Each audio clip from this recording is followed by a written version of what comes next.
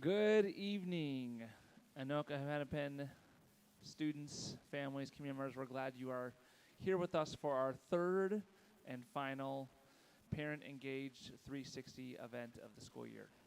My name is Nate Manane, Director of Student Services, and along with our communications department and our parent involvement teams, we are glad to welcome you here tonight, whether you are here with us in person or joining us virtually this evening. Tonight, I'm pleased to introduce our featured speakers for our event, Gabby Fitzgerald from My Health, as well as Josh Van Hoeven and Abby Rice, two of Anoka-Hennepin's very own chemical health prevention specialists, as they will be walking us through tobacco prevention strategies and ways, resources, supports to support your child in making healthy life choices. Please join me in giving Gabby, Josh, and Abby a warm welcome.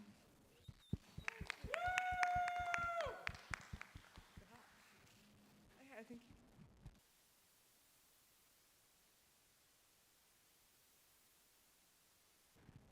Hi, everyone. My name is Gabby. I use she and her pronouns. I work at a place called My Health for teens and young adults, and we partner with the Anoka-Hennepin schools. So I'll just share a little bit about what we do, where I work, and then we'll get into youth-led e-cigarette prevention. And so some of the strategies we use as a clinic that we partner with schools to provide, and then things that parents and families can do at home, because I know that's why you're here too. For those online, hello. For those in person, we're a very small group, so feel free to interrupt me, raise your hand, ask a question, do what you need to do. This is more about you than it is about me getting through my slides, so if you have questions, just ask. And we have experts who we can also throw those questions to. So My Health is funded by, I have to say this out loud, we are funded by the Department of Health, Minnesota Department of Health, to provide youth e-cigarette prevention and cessation community outreach, and so this is part of it. We have a youth advisory board who helped create a lot of this, and I'll kind of mention a little bit more about them. Here we go. Before we get started, we always like to do, we tested this, a land acknowledgement. Because when we talk about tobacco prevention, we're really talking about commercial tobacco prevention. Commercial tobacco is something that is sold to people to use. Tobacco has a lot of really important cultural relevance, especially in indigenous communities, that has been stolen and colonized from them. And so when we talk about ending tobacco sales, we are not referring to ending the use of cultural tobacco in any way, more so the commercialized tobacco that is sold by major corporations, which we'll talk about. And then also just acknowledging the labor and that the tobacco plant as a crop was one of the reasons that the US started enslaving people. And so recognizing the debt and the history that commercial tobacco holds and carries in the work that we do to prevent youth use. So My Health, we are a teen clinic in Hopkins, so we're a hop, skip, and a jump from here, but we're really happy to be here. We have been serving the western suburban community for over 50 years. We opened our doors 1972 in Excelsior. We used to be called West Suburban Teen Clinic, which might ring a few bells. We also work really closely with the Annex in Robbinsdale to provide services. We're a community organization, we're a nonprofit. We do healthcare for teens. And so that looks like basic medical care, primary care. We actually do NRT, nicotine replacement therapy, for young people looking to quit tobacco products that can be helpful for them. We do mental health counseling, we do dental care once a month, and then we specialize too in reproductive and sexual health care. In Minnesota, services that fall under reproductive and sexual health care are completely confidential, so minors can access that without parent or guardian permission. We work, as we do tonight, really closely with parents and guardians, but we also like people to know their rights. Same with counseling. It currently just shifted here in Minnesota, so 16 and over can consent to their own mental health counseling. And we are low cost or free. We take insurance. People don't have it, no big deal. They don't want to use it, no big deal. They just pay what they can. We don't turn anyone away for inability to pay. So that's why I'm here speaking on this. I'm not just making it up. I am a certified health education specialist, and we've been working in this youth engagement, world for a really long time at My Health. Our youth advisory board is a group of 15 really awesome high school students from 7 different high schools in the Twin Cities. They do a lot of work on like youth equity and youth like peer education. And so example, in a couple weeks, one of our My Health staff will come to Andover and teach a group of high school students all the wonderful things you're learning tonight, and then they're gonna take that knowledge and share it with either middle schoolers or a different project that they're choosing. And so we kind of create embedded youth engagement and youth-led kind of education within different high schools in the Twin Cities. So today we're just gonna kind of go like high-level overview, remind ourselves what does vaping even mean. We're gonna talk about the impacts on health and how does that affect our young people. We're gonna talk about like specifically how do we talk to teens about this, and then wrap up with some resources, recommendations, Q&A with kind of bigger things that I could answer or really specific district things that folks could answer. So, why do we talk about vaping? Statistically, young people are vaping a lot. It has gone down, so like everyone can like give themselves a pat on the back. It has gone down in the last like 3-4 years here in Minnesota, but it's still higher than any other nicotine, based products. And so when we're talking about vaping, we're talking about a battery-powered device, usually using nicotine and flavoring that a person inhales. A lot of people use the word vapor because vape, but it's actually an aerosol, and there's a difference that we'll get to. Nicotine is the product found in most vape products, and the one we're talking about tonight.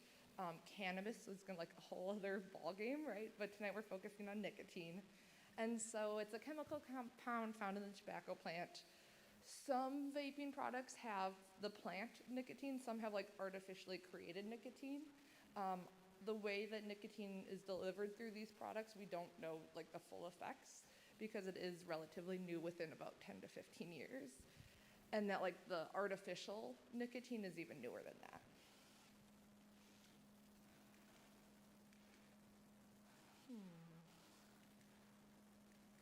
There we go. So how do they work? They all look different. Some look like this, some look like squares, some look like highlighters, some look like pop cans, right? They all look different. And so as parents, your job is not to learn what every single vape looks like because by tomorrow it's gonna look different. And so just knowing like generally how they work is helpful. And so the cartridge holds the e-liquid. Some vapes are like reusable, so a person gets a new cartridge and they put it in their device. Most vapes in Minnesota are disposable, which means they use it, they throw it away, they get a new one. Because when flavors were banned, 2020, they were banned in like reusable, so then the loophole was disposable ones could be flavored, which is why we see a higher prevalence of that. The atomizer and the battery is where we get concerned around things like lead and chemical exposure because it's a very small, tiny device, right? So it can be easily hidden. And there's a lot of chemicals and heat happening really fast and really quickly in a really small thing that someone is putting in their mouth.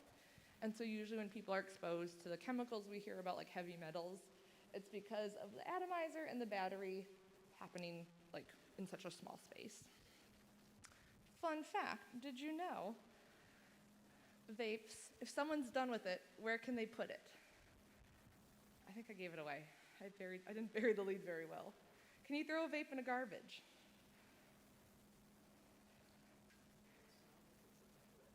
Yeah, no, right? So these usually, the battery part makes it like toxic waste.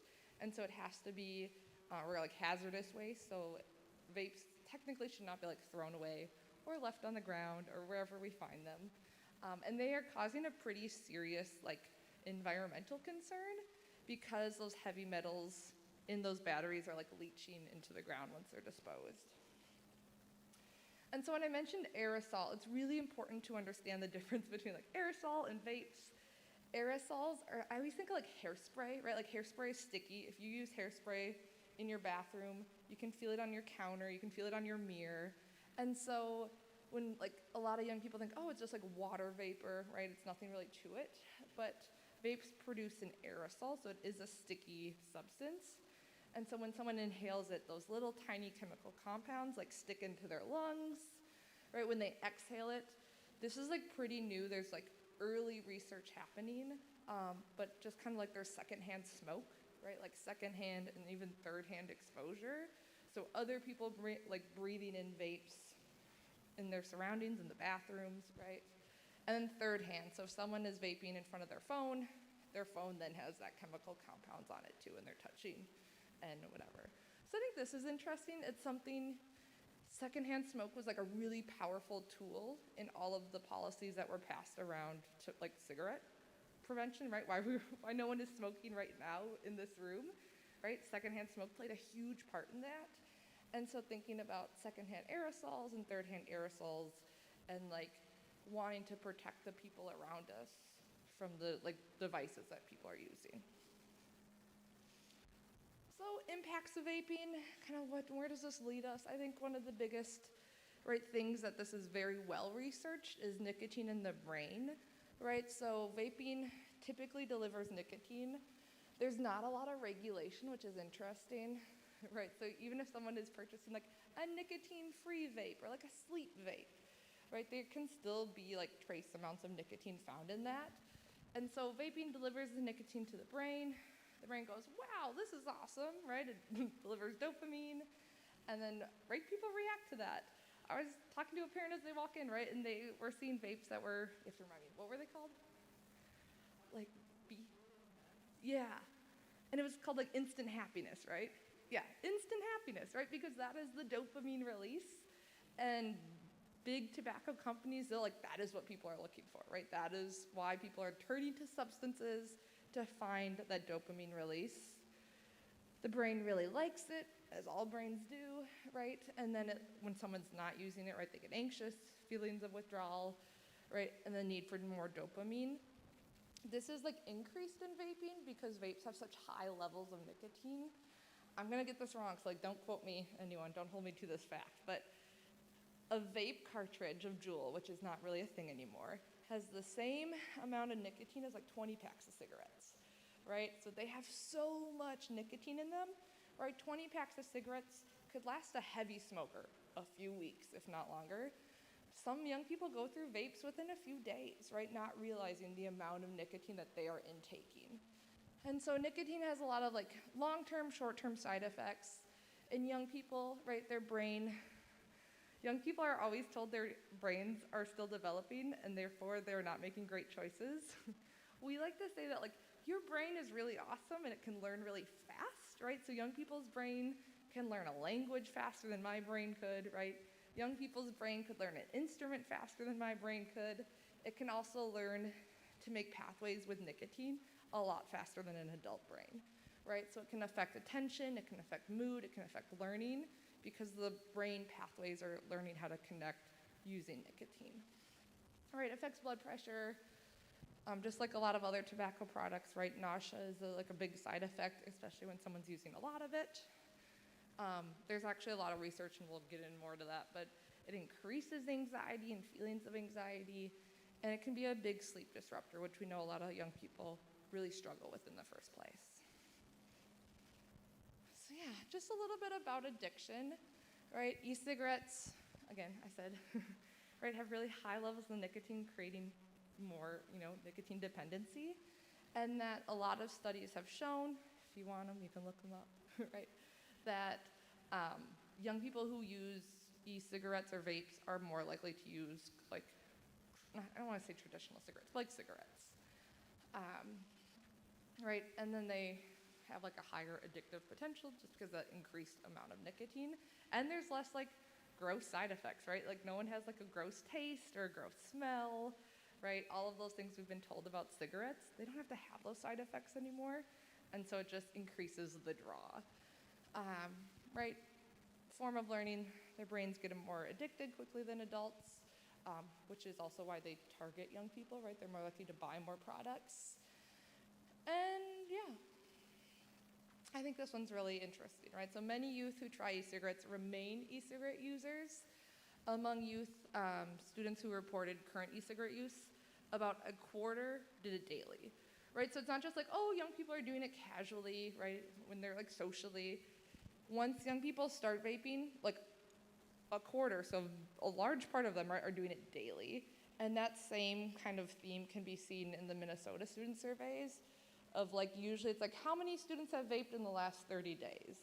And let's say that's like 8%, right? How many students have vaped every day in the last 30 days? It's like 4%, right? So it's usually a big chunk of students who are vaping like really, really frequently.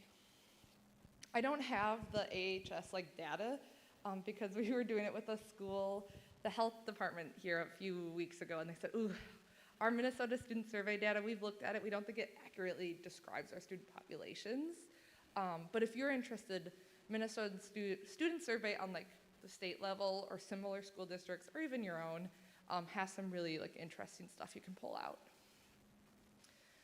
And so like vaping and mental health is, when we started this project a few years ago, this was like the one thing all of our high school students told us was like, it's all about mental health, right? This is, if we were listening, right, we would have noticed just 5-10 years ago that like this is a symptom of a greater mental health crisis, and that, it's not making it any better, right? So current e-cigarette users double the odds of having a diagnosis of depression. This study is not claiming it's causation, right? It's just saying like, this is something we're noticing, right? Vaping is significantly associated with higher levels of cognitive complaints. So all those things we talked about earlier. And then we ask youth, right, a lot of like, why do you think young people vape, right? And I'm gonna say like 80%, right? So like, it's a coping mechanism, it relieves stress, it makes me feel better, right? It's that instant happiness in a world that is really hard to navigate as a teen. I think that QR code, if you're a QR code person, will link you to the studies from the Truth Initiative that kind of dives deeper into that. I'll give you a second.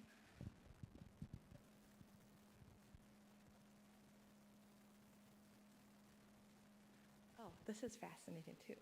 So we talked to high schoolers and middle schoolers. In the last school year, our youth advisory board, so those high schoolers, have seen over 400 middle schoolers, which is like a lot of middle schoolers, and they have talked to over 1,200 of their peers, so 1,200 high schoolers. And we do an activity where we're like, why do you think people vape? Or why do you think people choose not to vape? And these are the biggest answers we get. And so reasons why, right, is that peer pressure element of not wanting to be left out. Everyone else is doing it. I'm gonna do it too, what's the big deal? Right, coping with the world, coping with stress, coping with life feels like an easier solution. Self-medicating, right, that's all kind of tied in together. And then you get the try new flavors, right, that it's heavily marketed towards them as a collect them all kind of situation, and that there's a lot to try. And then once they start, right, whether it's flavors, friends, going through something stressful, that high level of nicotine keeps their body wanting more, and then they're kind of stuck in that loop. And we'll talk about that does not make a teen a bad person in any way, right? That does not mean that they sought it out and they're I need to try a vape. Oftentimes, right, those tobacco companies are spending millions and billions of dollars to get used to try their products. They put a lot of nicotine in them, so once they do, they're hooked. Reasons why not? You can all give yourselves a pat on the back. Family members, whether that's to be a good influence on a sibling or a cousin, or because they know their parents would be really mad at them, is one of the number one things we hear. So you have a very important role to play in your young person's life. A lot of them know I don't think this is great for my health. I know it's probably not great for my lungs, right? The environmental harm, young people care a lot about this earth, which is awesome, and I'm glad to live in a world where the next generation cares so much. And so knowing that 600 million trees are deforested for the tobacco company, corporations, and knowing that it's causing toxic waste is a motivating factor for a lot of young people. And it's expensive, as a lot of things are nowadays.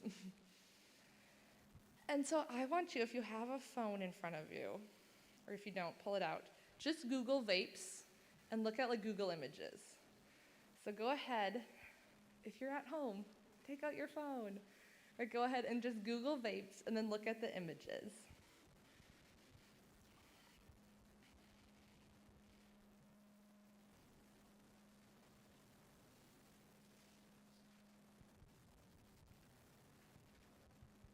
And folks in the room, you can just kind of yell out what you see, or like themes you notice.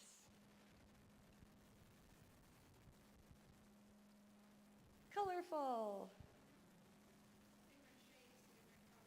Yeah, lots of shapes, lots of colors. Has anyone seen the Minion one yet?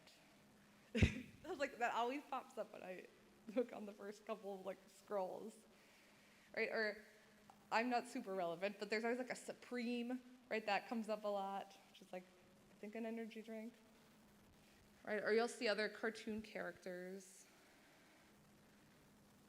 Anything else you're noticing?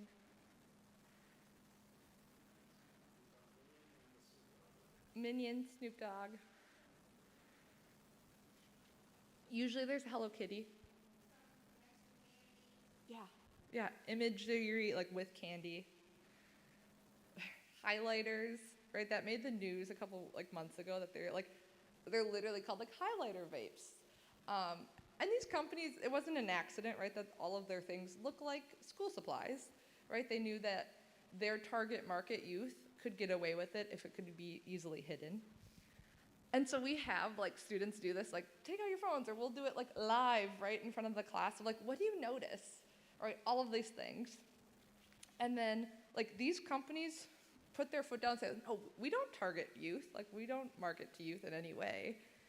And I like, if it's helping people quit smoking, I don't know. I've never met an adult who's like, I need a Hello Kitty vape, and that will help me quit smoking, right? Like, that is so blatantly, targeting our young people, right? And using flavors, right? Using candy flavored things, using flavors that like adults would be like, oh, I don't know if I need a cotton candy banana smoothie, item. Where like a youth is like, that sounds pretty good, right? Colorful, attractive packaging, again, things that, usually attract younger audiences. Youth-oriented advertising. I was gonna go through and put a bunch of pictures on the slide. I was like, I'll let you all look it up, right? But there is a lot. When vapes were first becoming popular, they used a lot of social media, and they still do, right? So they have TikToks where they can, use the influencer model and pay influencers to vape in their videos and promote it in ways that like youth are seeing them and adults aren't. Product placement. One that comes to my mind, right, is thinking about like Pride events, and that a lot of Pride events are sponsored by commercial tobacco companies, or that like there's like a rainbow Pride, right, vape. And so not only targeting youth, but targeting, communities that are already marginalized in so many ways. Sponsoring events, usually a lot like colleges, but even, like sporting events, things like that. I like to go on tangents. There is a company in Minnesota, it's called Loon Vapes. Go ahead and look them up. They were using the likeliness of like Justin Jefferson, which I think we just lost, right? They were using like Vikings imagery that they weren't even paying for. They were just like bootlegging it, right? And like targeting specifically Minnesota youth by having it be like Minnesota branded. And organizations that are more involved in this than our little organization are like, oh yeah, they're not paying to use. Vikings would not let that happen, right? And so they're just kind of getting away with it because a lot of it flies under the radar. They're small enough. So yeah, if you look up Loon, they have a lot of what I'm going to describe as wild advertising. So yeah, right, that like these companies, as you're kind of scrolling, you're looking, they are using your health, right, young people's health to make a profit, and that's probably not a surprise to anyone in this room, but it makes me mad, and usually that makes young people mad, right, that they're like, yeah, I don't want to be a pawn in like some millionaire making more millions of dollars, right, and that like it's all curated very specifically to reach youth in ways that adults aren't even paying attention to, right, to get them to try it. The more they try it with high levels of nicotine, right, they get addicted. They're going to make money for life off of those customers at the jeopardy of our young people's mental health and physical health. So I always like to give chances when parents are together to connect with other parents or staff members or whatever. I know we are a very small group, but if you're feeling brave and you want to talk to the person directly kind of next to you, if you just want to kind of reflect on this yourself too, like that is fine. But I love this question of like, how was substance use talked about in your family when you were young? And like, what about peer pressure? So just reflecting back to like when you were a young person, how was this talked about in your family, like if at all?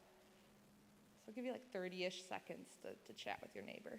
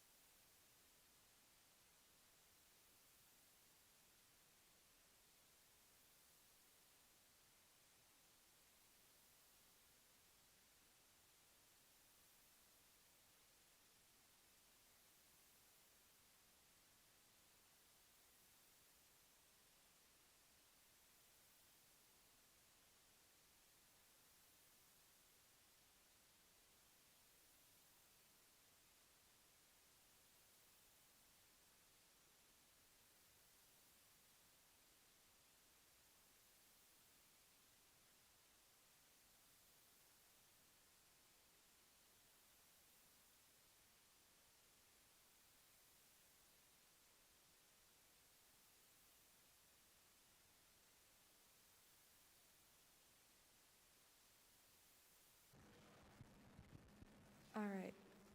For the folks online, we're a small group here, so I'm not going to make anyone share for like their own confidentiality. But I think this is a really interesting reflection point, right? Of like, how was I brought up in this world around these topics, right? Many adults probably have lost someone to lung cancer. Statistically, it's like 1 in 3, right? So a lot of smokers have died because of smoking, and so most adults know someone who has, right? And so maybe that's a motivation for your family of like, hey, I care a lot about this because I saw so-and-so go through this and it was really hard. Maybe, adults were raised by adults who smoked, or maybe our young people, right? Maybe ourselves are, smokers or vapors, and we're trying to navigate those waters with our young people, right? Smoking, vaping, it does not make anyone a bad person, right? It is just something a person is doing, and it's addictive, and that is like part of it. Right? And especially for young people, I think they get labeled as like being a bad kid or like being, a troublemaker or whatever. And like companies have spent millions of dollars, right, to target those young people. And it's very easy to step into that. And there's not a lot of support for young people who are looking to quit. And it's really, really hard to quit. And so I think thinking about our own experiences can help figure out those talking points of like, how do I want to bring this up in my family? Or what were things that happened when I was young that I don't want my young person to experience? Or I see them doing the same thing, and that might be a connection point. By the end of this, I'll remember what arrow goes what way. All right, and then the other question, if you like for 30 more seconds, is what messages do you want your young person to take with them regarding vaping? So kind of like, what is the thing you want your young person to know? So just take 30 seconds. You can chat about that or think about it.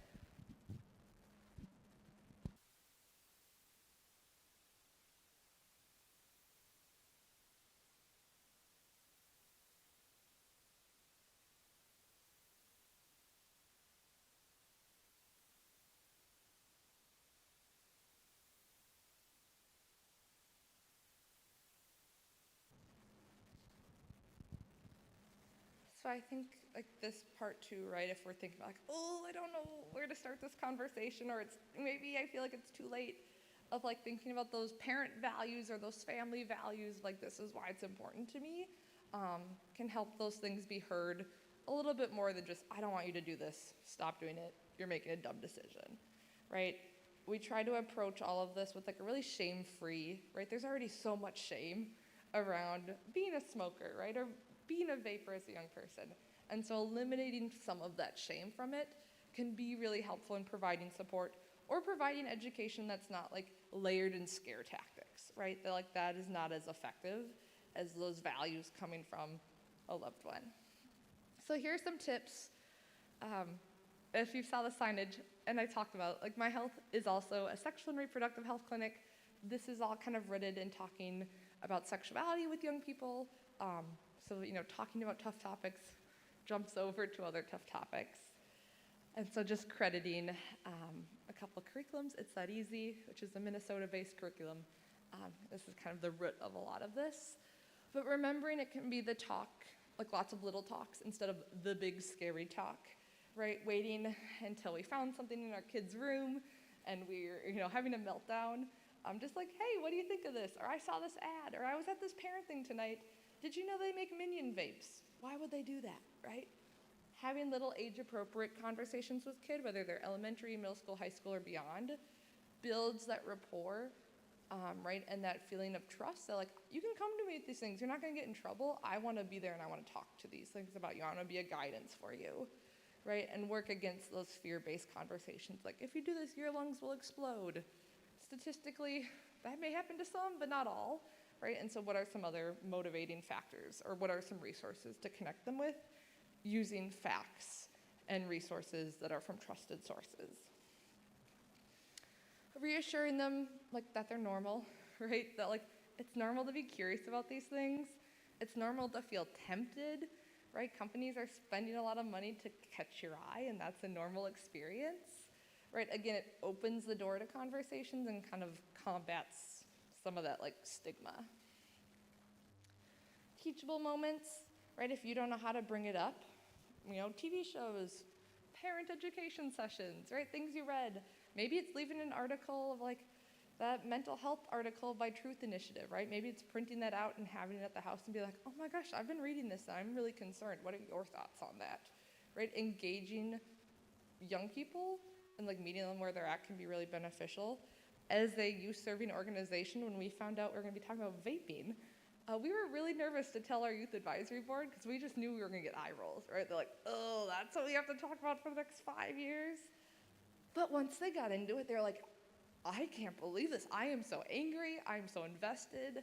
I really care about the health of my community, right? And recognizing that, like, young people have interest and passion in this. We just have to open that door. And it's okay to be like, I don't know how to talk about this. I don't really know that much about this. I'm learning too. I'm trying to quit myself, right? Being honest and vulnerable can be helpful. You are a role model, right? So modeling what we want to see in our young people, whether that's sharing, maybe it's not always best to share everything, right? But, like, I tried this, or, like, I actually quit 40 years ago and it was really helpful, or I've been learning about this too and I want to know your thoughts on it. Understanding, right, if we see find a vape in a backpack, if our student has a question about it, it doesn't mean that they're doing it or that they're, have been doing it for years. Meeting students, kind of young people where they're at, what pressures are they feeling. Like, young people live in a very different world than most of their parents did when they were their age, and kind of getting to know that world. What is it like to be a young person? What is it like to, be advertised on, like, the way you socialize on social media? Like, how does that feel? And getting to kind of step into their world a little bit. And then values, right? Explaining values around this. So, like, in our household, we believe this. I always like the phrasing, like, some families believe this, other families believe this. In our house, we do this, right? And kind of setting those ground rules, and especially with teens, right? Working with them, and, like, doing that mutually together, listening to their thoughts, getting their input.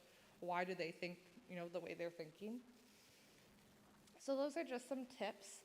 The other thing I think is fascinating, right, and something we're trying to do with our youth advisory board and our organization is take some of the, like, weight and stress off the individual user, right? And so instead of it being like, we need teens to be smart so they don't do this, right? Teens are really smart. Thinking about, like, what are our local policies? How close can a vape store be to a high school, right? Are our gas stations following, like, the 21 rule? Are they selling to minors, right? In a state, right? We were at the legislature a couple of weeks ago talking about flavors, right? And, like, I don't think flavors should exist. And, we're going to talk to our legislators because that's something they're trying to ban this year, right? So kind of thinking, if this is all being put on the shoulders of a 15-year-old, how can we take some of that off, right? What are the local school, city, state policies that can help make the healthier choice the easier choice for our young people? So yeah, I always like to end on a happy note, right? There are resources. If you have a teen who is vaping, if you're vaping, there are, evidence-based practice, effective ways for someone to quit. There are resources for your teen to learn more, for you to learn more. We live in a state that luckily is investing a lot of money and energy and effort into this world. Last year, I'm looking at you too, I think last year, Minnesota won a Juul settlement. So we sued the company Juul, which is under Altera, which also owns Philip Morris, I believe. Huge company. They were one kind of that kickstarted the trend of vaping. So we sued them and we won. And so we're getting a lot of money to be used in our communities to help prevent youth, commercial tobacco use, vaping use. And the state is listening. They want to hear from you all. How should we use this money so it doesn't get wasted, so it's used effectively? So they have listening sessions and surveys that parents, community members, whoever, school members can fill out. If you're worried about your young person, here are some things to think about, right? If your young person is getting suspended because they were caught vaping in the bathroom, again, probably doesn't mean they're a bad kid. It probably means they are so addicted to nicotine, they couldn't make it through the day, right? And their brain could not focus without it, and that there are supports like the wonderful folks right here, right, that can help them through that.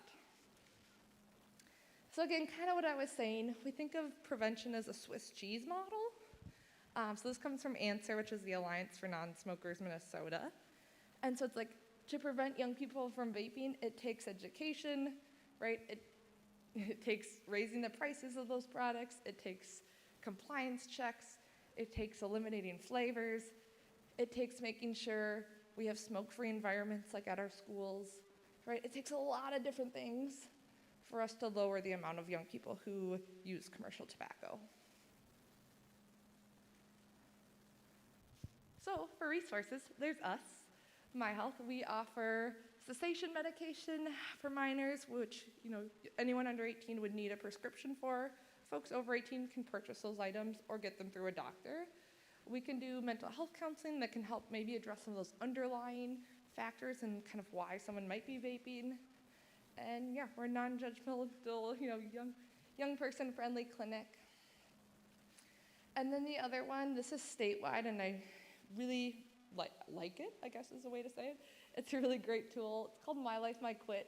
It's free, confidential, one-to-one support, and so a young person meets up with a counselor, right? Maybe they're not ready to meet with a counselor at school. Maybe they're kind of taking initial steps. Maybe they couldn't get in to see a therapist because the wait lists are long, right? That this is an option. Parents don't have to be involved. They can be if they want to be, right? And they talk to a coach. There's also an adult version. Quit Line or Quit Plan is offered through the state of Minnesota. If you've ever seen the Hey Norm billboards, has anyone seen those? If you have your phone in front of you, Google Hey Norm Minnesota. It might look familiar. I don't think I added it on here. But Minnesota it's like a very goofy, it's supposed to be like a 90s website.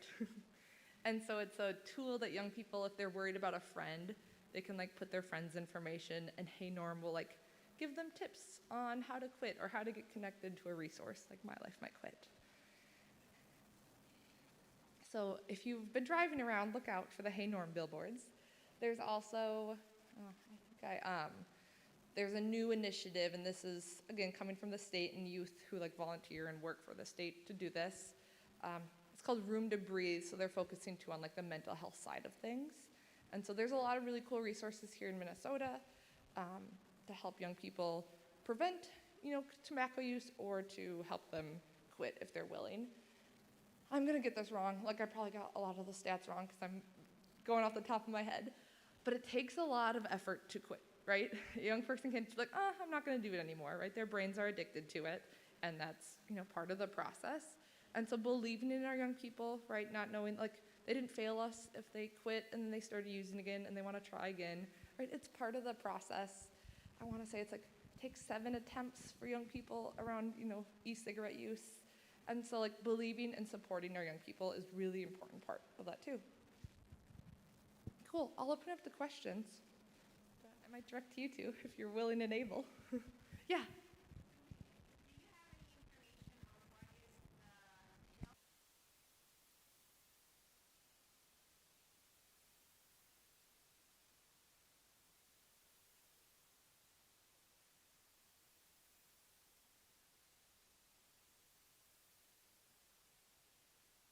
I don't have it on the top of my head. I could probably pull it for you real quick off the CDC.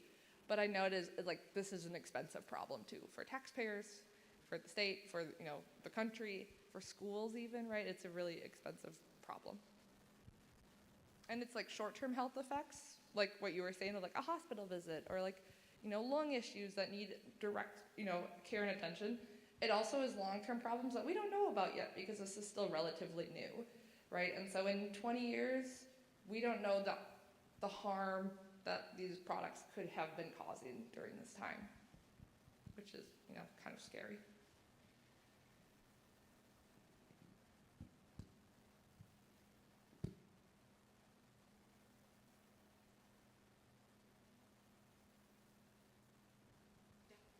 I will say, I don't want to end on a scary note. Young people are awesome, and they're doing a lot of cool things, and so is your school district, so I will let them talk about it. Thank you, Abby. So I'm Abby, and I'm Josh. Hi. and we are the chemical health department here with Anoka-Hennepin. And so we're so happy that you guys are here and folks are tuning in virtually as well. We're just super grateful as a district to have these partnerships like we do with My Health. We have a few other organizations, Answer, that Gabby had mentioned, being one of them that we partner with, that are able to not only provide education and information to our youth, but they've come out recently and done some work with some of our support staff here too, kind of some of those folks that are really at the front lines of our work with our students. Josh and myself kind of split our time amongst various, primarily our secondary sites, so the middle and high schools. And that's not to say, right, that there's a need for specifically prevention at the elementary level. That's definitely an area of high interest for us and something that we really want to tackle in the coming years. But do you want to speak a little bit to the support that we do with students? Sure. We take a multi-tiered approach to supporting our students and our communities, our families here. We do a lot of education, psycho-ed. Abby and I are both licensed therapists, so we do a lot of clinical, individual work. We run a lot of groups. We work with counties and organizations to bring in initiatives and additional support. So I think that's just the tip of the iceberg. People will often come to us and say, well, what do we do? How do we get someone to stop, right? Or what, you're the professional. And we always say the most important tool you have is the relationship with the young person or the student. That's the most important thing you have, and really focus on that. And we'll do all the kind of wraparound stuff that we can, but it really starts with your connection. So we're probably leaving a lot of things out, but. I think with that though, right, like we talk about these partnerships that we have, and like it's so important, but we can't neglect the importance of like the partnerships we have with our families and you guys being here. I think you all are the ones that are seeing your kids for the most parts of their day. You all are the experts on your children, and so again, like we appreciate when we can turn to you and can partner with you to support your students. Right, we provide a confidential space for our students to share, and we always encourage and invite parents into those conversations when the students, or if the students do feel ready to do that. I think one of the most common things though that we hear in working with our young people is that they're really scared, right, to involve other adults. They feel similar to what Gabby was sharing with us. It's that shame, it's that stigma, it's that fear of getting in trouble. And so really the more that we can work together to find ways to approach these really difficult conversations with our students. And I think one of the things I always tell them is, your parents care. It's just like, think about when you're really concerned, when you're really afraid, how do you act sometimes, right? We act big because we don't know what to do. And so I think for you guys to take some of this information with you, if your student's not vaping, to your knowledge, like Gabby said, like those little conversations matter, right? Open the gate. If you are concerned about your student who is using, right? Really find the opportunity to sit down and just ask why, right? Help me understand, where is this coming from? Because 90+% of the students, right, percent of the students that we work with all identify stress, anxiety, depression, some of those more, that's such a primary root cause for our students. And so when we can really begin to open the doors and have those conversations, not only are we talking to our kids about now vaping and prevention and substance use, but we're also allowing them to connect and find supports in their mental health too, which we can't, I mean, we can no longer put those two things in separate bubbles, right? I don't know if there's anything else or questions you guys might have. I think just one more thing to remember is it's really important not to minimize the complexity of nicotine use disorder, which is a DSM classification disorder, which makes it almost a medical diagnosis, right? So it's a very, very complex, multi-layered, confusing disorder, to say the least, right? And we're always looking for new and innovative ways and approaches to work with it and to manage it and to minimize it and, you know, to ultimately stop it, right? But these things take a lot of time and a lot of different approaches, and they take a big team. Yeah. So, questions?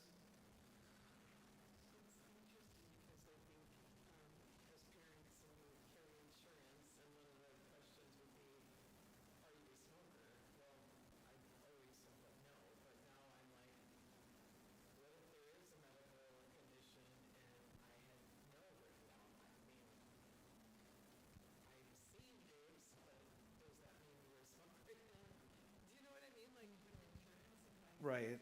Yeah. There would be a concern there, right? What's the right answer? Mm-hmm.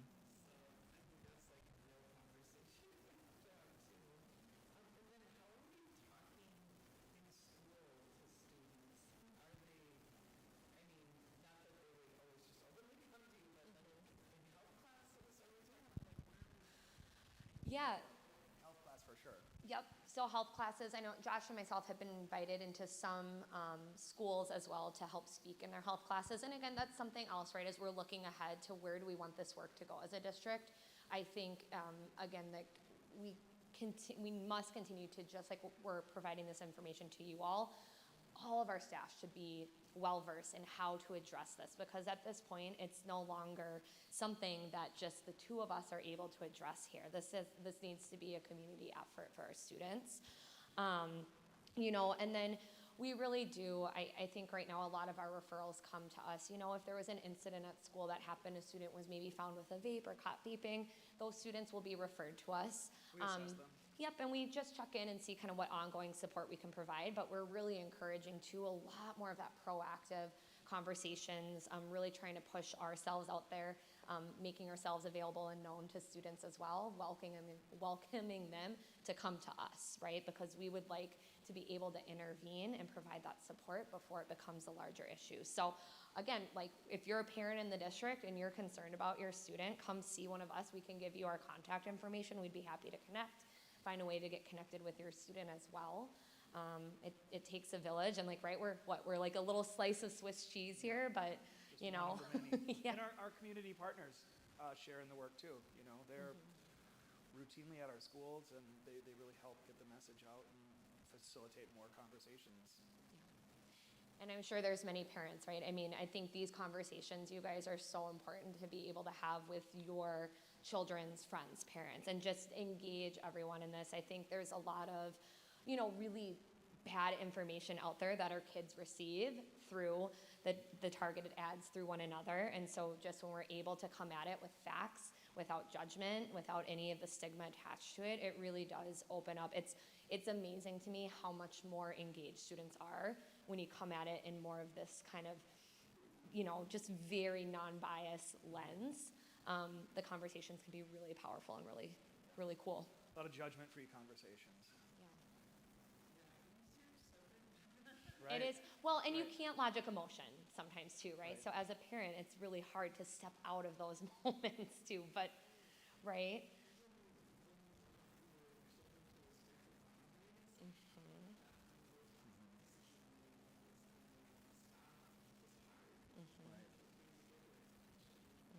Great point, and great questions. Thank you so much, everyone.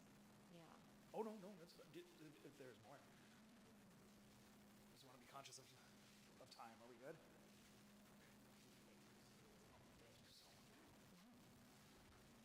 Okay. I'll trade with you. Okay. Please join me in giving Gabby, Josh, and Abby one more huge round of applause. Woo!